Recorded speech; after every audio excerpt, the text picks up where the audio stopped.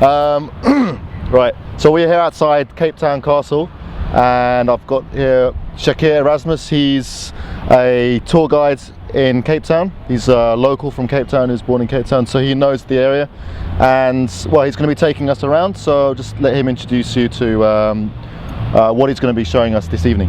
Hi, I'm going to show you the castle, and from there we're going to make our way over to City Hall, where Mr. Nelson Mandela made his first speech after being released from prison, and then we'll shoot off to the slave square where slaves were sold and punished, and then past the slave lodge, past Bukaap, which is the old slave quarters of Cape Town, also to the race classification building, and then we'll end off the District 6 Museum. Alright, thank you.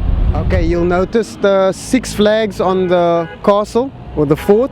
Once we gained our independence in 1994, the 6th flag is our current flag that we have there.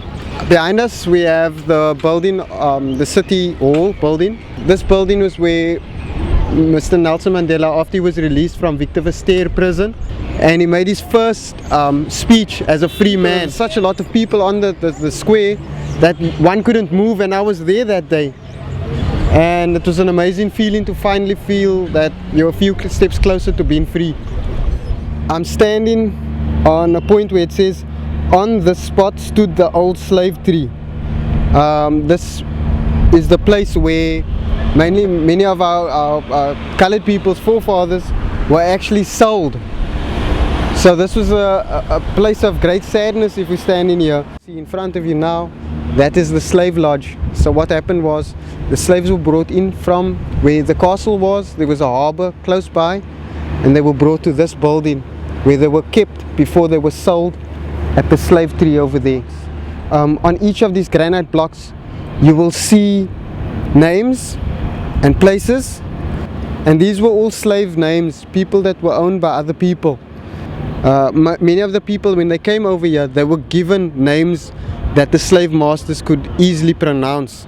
Eleonora's name from Madagascar was probably not Eleonora, but was probably a Malaysian name. The majority of the slaves were actually from Malaysia and Indonesia, particularly the island of Java.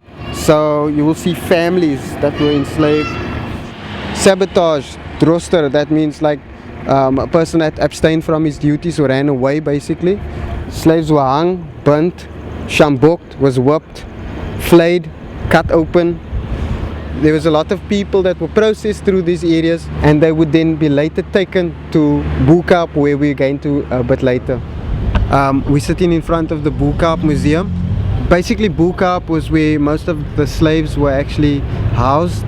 First they were kept at the slave lodge where I showed you earlier on, and the slave lodge is just down the street, and they were moved all up into this area. The houses are different colors. If you look at it, it's because there was no street names and street addresses, and this was the way of actually finding a particular person that lived in the area. Bukaap has still got many of its original, or at least many of the original families still staying in this area. The race classification building, basically this building classified people into certain race groups.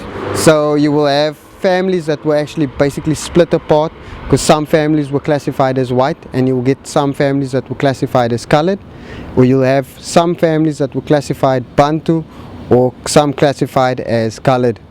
So this meant that families couldn't stay with each other, or not see each other, or even make contact with each other.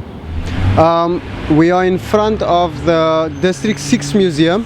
The area captured a unique spirit in South Africa at the time, because people showed that people of different colors could actually live together. But the apartheid government didn't like the whole idea of mixed races living together, so they decided to forcefully remove these people and place them in different parts of the city in accordance with their races. So colored people, who were mixed race people, were settled in areas like Manenberg and Nova Park, whereas the black people, the black African people, would then be moved to places like Langa, later on Guguletu, and white people were obviously designated to their particular areas.